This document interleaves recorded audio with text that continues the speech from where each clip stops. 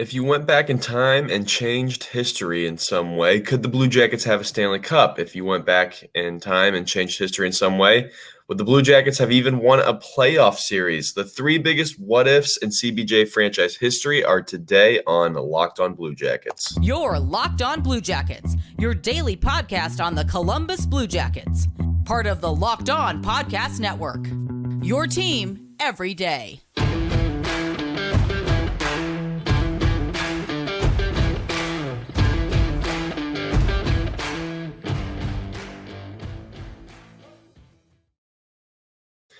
Welcome to Locked On Blue Jackets, part of the Locked On Podcast Network, your team every day. I'm your host, Hayden Heilshorn. Not with me today is my co-host, Jay Foster. He took the day off. He carried a huge portion of the workload last week, so I figured I'd do him a favor this week, give him some well-deserved rest. And him and I have both came up with an idea for this episode, talking about the three biggest what-ifs in history, in CBJ franchise history, for that matter. I don't know if we're smart enough or wise enough to tackle all of history. Maybe one day during a summer episode. I don't know. But yeah, so we're talking about the three biggest what-ifs in CBJ franchise history. Thank you so much for making this your first listen every day. Locked On Blue Jackets is free and available wherever you get your podcast. It's free on the YouTube app. It's free on the SiriusXM app as well. All right, yeah, we're here talking about the three biggest what-ifs.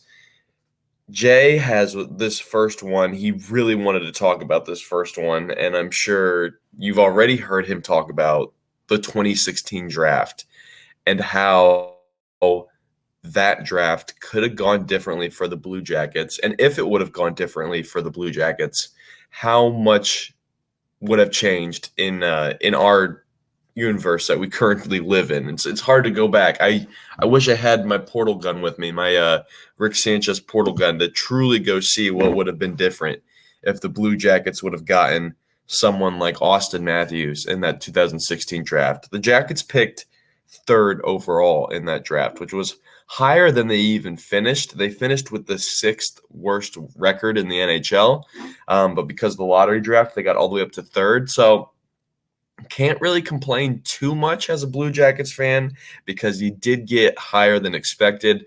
But it just was one of those draft years where it's like, of course, Toronto got the number one overall pick. Of course, they got the generational talent of this draft, because as much as I like Patrick Laine, and yes, the Jackets did end up even getting better in that draft when they eventually traded Pierre-Luc Dubois for Patrick Laine.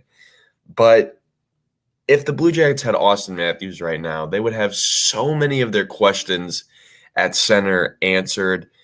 They would have – I actually don't know that for certain, okay? I don't know if Auston Matthews comes to Columbus, if he likes Columbus, if he stays longer than Pierre-Luc Dubois would have stayed in Columbus. Because remember, PLD, while his time here wasn't necessarily bad, like I wouldn't call him a bust. Like, I think the Blue Jackets got more out of Pierre-Luc Dubois than the Rangers are getting right now out of Alex Lafreniere. And Alex Lafreniere was the number one overall pick. But I think if the Blue Jackets would have gotten Auston Matthews, if Auston Matthews would have stayed in Columbus longer than 4 years, then, yeah, you could look back at this thing and be like, maybe the Blue Jackets have more playoff success by now. Maybe they have a Stanley Cup. I don't know. This is one of those things where it's fun to think about in your brain. You don't want to kick it around too much, but yeah, certainly the 2016 draft, guys, if we could go back and redo it again, there's even other players that slipped behind Pierre-Luc Dubois that are better than him that the Blue Jackets could have had. For example, Matthew Tkachuk was drafted 6th overall to the Calgary Flames. I think you avoided Jesse Puljujarvi at the 4 pick with the Edmonton Oilers. And then number 5 was kind of a drop-off, a guy that I've never heard of. Number 7 was Clayton Keller. And then obviously number 6, I said, was Matthew Tkachuk. And then 8 was Alex Nylander. So I feel like the Blue Jackets got a very good player at number 3. Don't get me wrong. Obviously what happened. But they could have gotten better. And if they would have had a player like Auston Matthews, if they would have had a player like Matthew Tkachuk, how different would 2023 be right now? I have no idea. But the Blue Jackets were that close to landing Austin Matthews or Matthew Tkachuk. It makes you think about this past draft that just happened and how big of a slip was it that Pat Verbeek and the Ducks went for Leo Carlson instead of going for Adam Fantilli? What in everybody's mind was the best college hockey player, the best overall prospect in the draft, even better than Bedard in some ways because of his size. I do think Bedard is far and away the best pick in the draft, but who knows? Who knows? Who knows how it will all turn out. All right, in just a second, I'm going to keep it rolling. We got two more that I want to do, two more big ones that I often think about. One of them I definitely think about all the time. That's coming up next for you guys in just a second.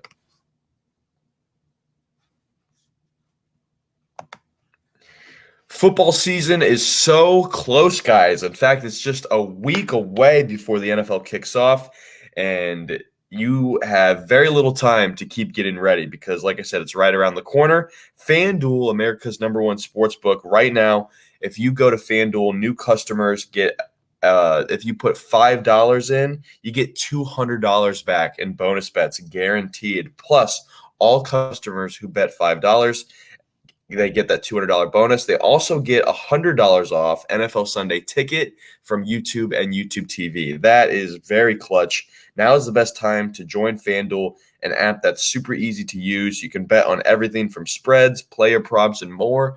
You might be able to even sprinkle that in and bet some Major League Baseball playoffs, some NHL regular season that's coming up in October. So visit FanDuel.com/lockedon and kick off the NFL season with an offer you won't want to miss. FanDuel, the official partner of the NFL.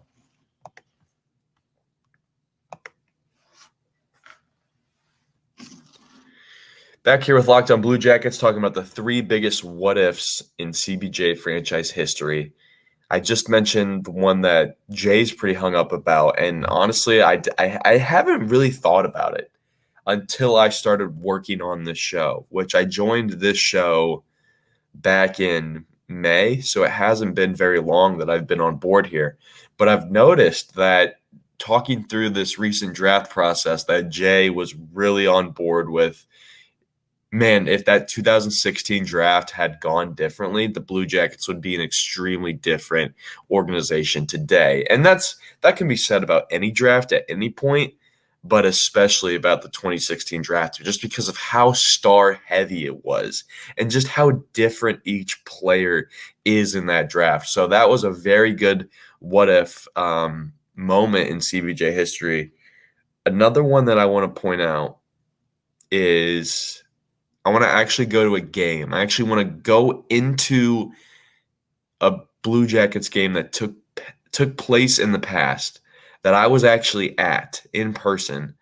And if one more bounce of the puck goes differently, how different could CBJ franchise history look? And I'm talking about the 2017 playoffs, which actually was 2017-2018 season. April 2018, Blue Jackets versus Capitals. The Columbus Blue Jackets were up 2-0 in the series on the Washington Capitals, coming back home to Nationwide. I had thought this series was over. I thought the Blue Jackets had their first series victory wrapped up in the bag.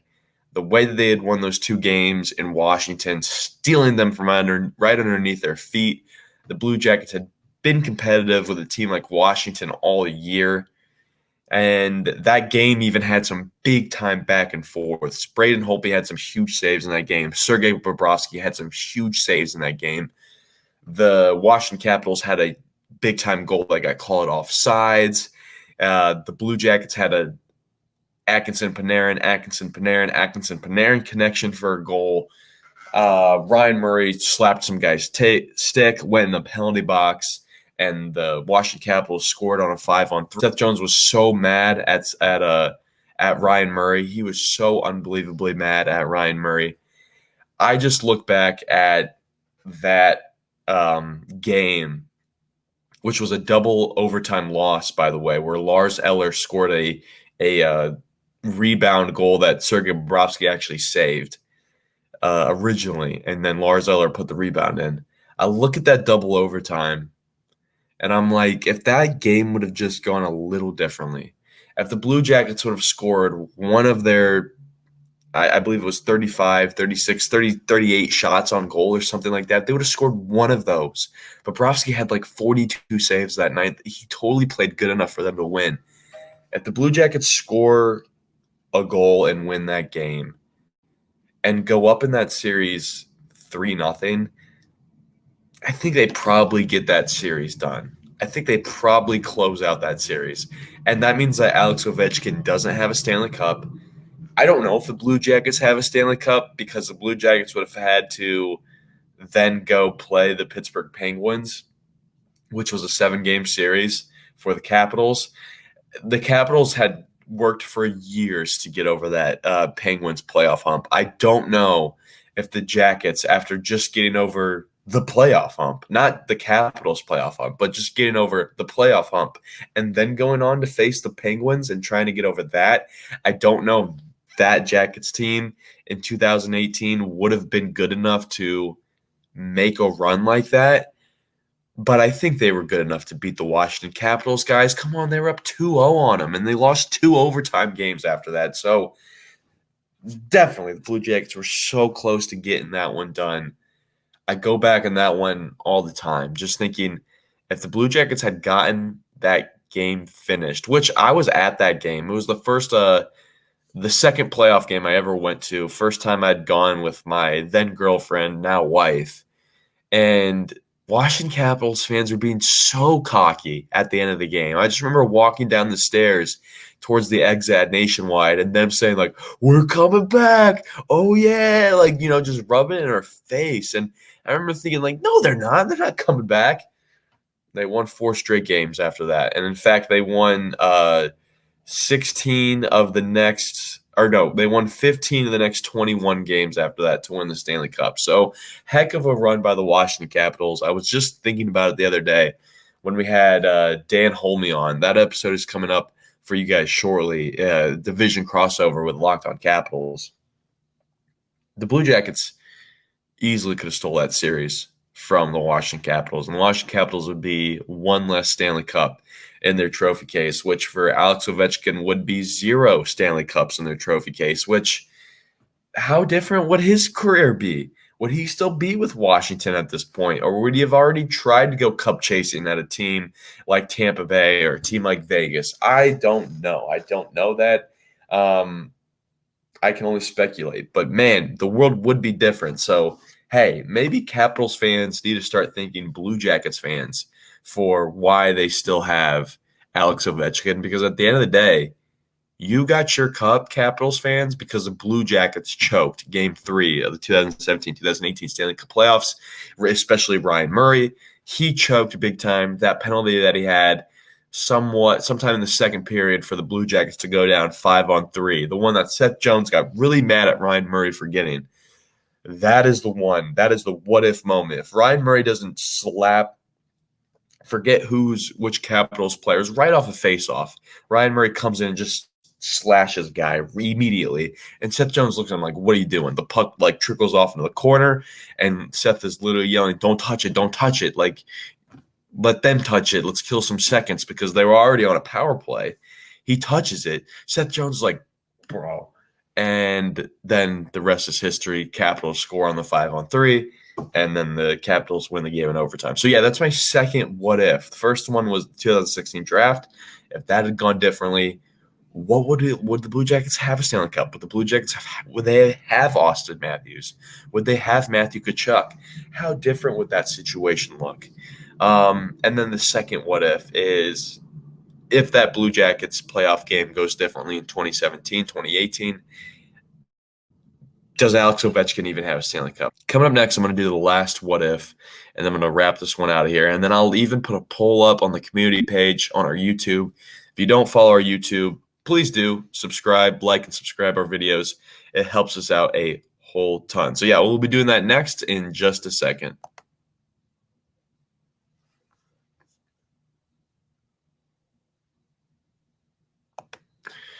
Welcome back to Locked On Blue Jackets, talking about the three biggest what ifs in CBJ franchise history. And before I get out of here, I need to leave you with this last one because the first two were very important, but this one is important for a different reason. The other two were important because if they look different, then the Blue Jackets might have gained more through that. If the Blue Jackets had never traded for Sergei Bobrovsky, I don't know what would have happened. I don't know what would have happened.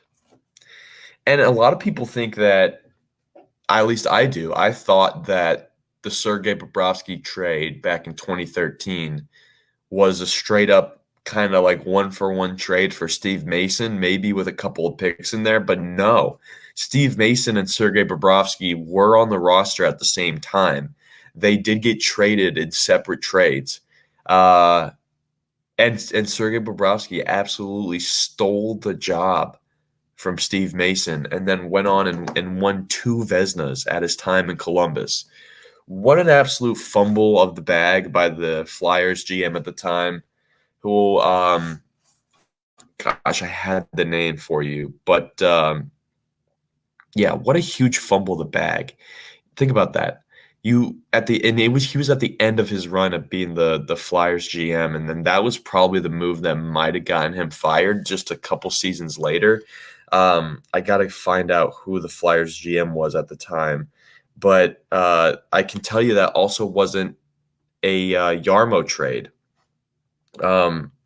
It was a trade that happened, and I'm so glad that it happened because the Blue Jackets haven't had tons of players that have gone on and won individual awards, but Sergei Bobrovsky has won 2 Vezina trophies, and for my money, that's good enough to get his name, to get his number in the rafters. That might be a hot take, but think about it. People are gonna remember Sergei Bobrovsky on the Blue Jackets. They are going to, because he won 2 Vezinas there. Like, he had 2 of the most dominant seasons of his career. It's all thanks to Scott Howson, by the way. That Scott Howson, the general manager from 2007 to 2013, he was the guy. He was the brainchild behind bringing Sergei Bobrovsky to Columbus. Thank you, Scott Howson, for what you did. I don't know what Scott Howson is doing today, but through a lot of really crappy draft picks, the one thing that Howson did deliver for Columbus was Sergei Bobrovsky and 2 Vezina trophies. And mark my words, his name will be up in the rafters at Nationwide one day. I can almost guarantee that, because it has to be. It has to be. You're never going to have a goalie win 2 Vezinas again. I mean, you might, but it's going to be in like 50 years from now. So put Sergei Bobrovsky's name in the rafters. He can be the last name that goes in the rafters for now. I would contest that maybe Matt Calvert should go up there, but that's just because I just love Matt Calvert. I would contest that Nick Foligno should go up there, but that's just because I love Nick Foligno. So, no, Sergei Bobrovsky, I love him, and his name 100% deserves to be the next one in consideration to go up right up there next to Rick Nash. He did ultimately win more and was more dominant at his position than Rick Nash was at his position. So I think it needs to go up there. But just imagine that. Imagine if Scott Howson would have never traded for Sergei Bobrovsky. He had just played his 3rd season in Philadelphia. He had a .89 save percentage, had a decent record. I don't know why Philadelphia decided to dump him so badly like that. But yeah, it was Paul Holmgren who the GM of Philadelphia was. So I hope he's not thinking about that one too much, because certainly let a big time player get away. And they even had some really good teams in those eras in those years. Maybe they could have pulled off a Stanley Cup. That is them trading Sergei Bobrovsky is almost certainly in the what if category for any Philadelphia Flyers fan as well. All right, that was a very fun episode. I really enjoyed that conversation. I'm sorry if you guys just are totally tapped out after listening to me ramble on for 20 whole minutes. But thank you for those who stayed anyway. We're going to have some more fun tomorrow. We are doing Jet Greaves' season review. We are down to our last 2 season reviews. Can you believe that, guys? It's all coming to an end. So yeah, Jet Greaves' season review tomorrow. Thank you for listening to today's episode. Thank you for making this your first listen every day. Locked on Blue Jackets is free and available on all podcast platforms, YouTube, and the SiriusXM app. My name is Hayden Houshorn. You can find me on Twitter at HaydenH971. You can find Jay on Twitter at _JAK. Wow, it's early in the morning, all right? You can find Jay on Twitter at _JAKOBFORSTER. You can find the show on Twitter at LO_Blue Jackets. You can also email the show, lockedonbluejackets@gmail.com. Thank you once again for listening, and until tomorrow, make sure you stay locked on.